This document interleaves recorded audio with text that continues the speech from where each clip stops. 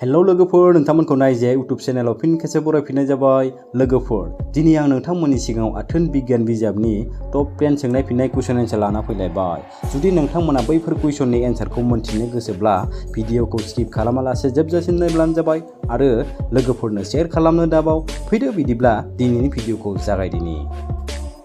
लोगोफोर, कुइसन नाम्बार 1 आव दं, हौवाफ्रा जावगारबाय थायोब्ला फेदाया खमायगोन नामा?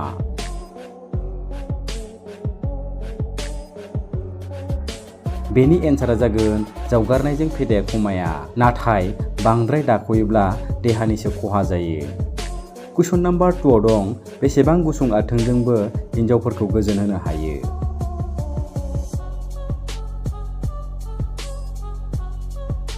बेनि एन्सारा जागोन खमैबो 2 इन्सि गोलाव आथोनजोंबो गोजोन होनो हायो।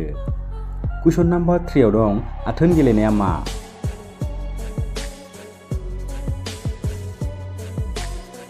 बेनि एन्सारा जागोन आथोन गेलेनाया देहा थाजिम खालामग्रा मिथिंगायारि सोरजिथाय। कुइसन नाम्बार 4 आव दं, हौवाफ्रा आथोन गेलेनो थाखाय सानसेयाव खनबेसे सानो?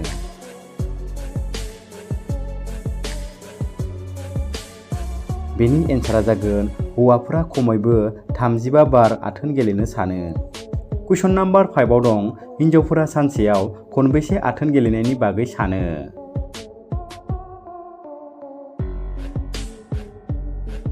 बेनि एन्सारा जागोन हिन्जावफोरा खमैबो 18 बार आथोन गेलेनायनि बागै सानो। लोगोफोर, कुइसन नाम्बार 6 आव दं, बिदि मा बेसाद जायखौ हौवाफोरा खनसेल' खालामो आरो हिन्जावफोरा खनले खनले खालामो?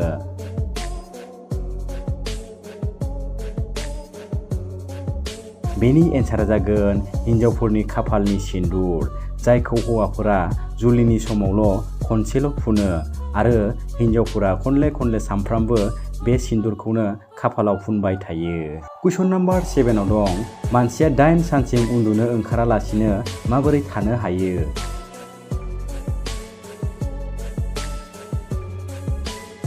बेनि एन्सारा जागोन मानोना बयबो हराव उन्दुयो। कुइसन नाम्बार 8 आव दं, आथोन गेलेनायनि सक्तिया मा समाव बांसिन जायो?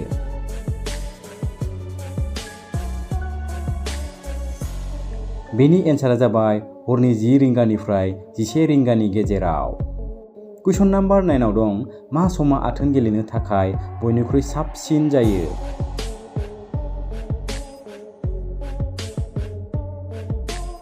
बेनि एन्सारा जागोन फुंनि 4 रिंगानिफ्राय 8 रिंगानि गेजेराव आथोन गेलेनो थाखाय बयनिख्रुइ साबसिन जायो। लोगोफोर, कुइसन नाम्बार 10 आव दं, ओंखाम जाखांना बेसे घन्टा थानानै आथोन गेलेनो नांगौ?